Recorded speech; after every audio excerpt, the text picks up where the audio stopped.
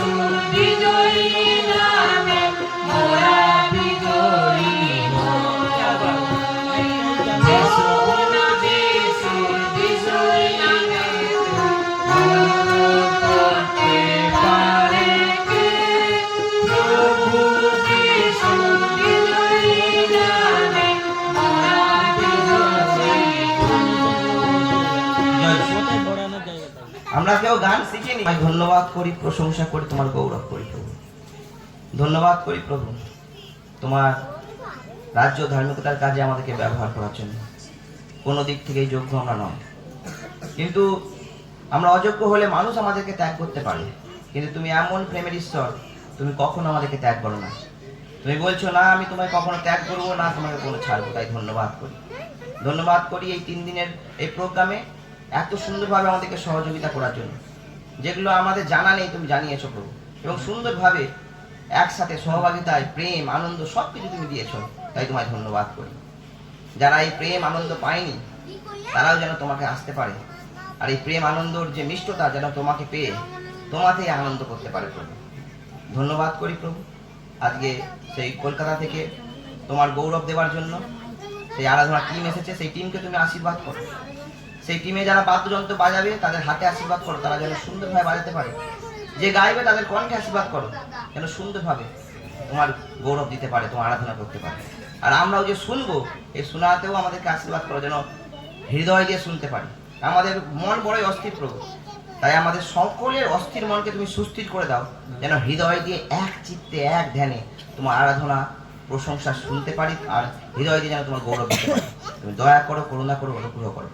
এই প্রার্থনা শুনলে বিশ্বাস করি সকল প্রার্থনা প্রভু যিশু তোমারই নামে চাই।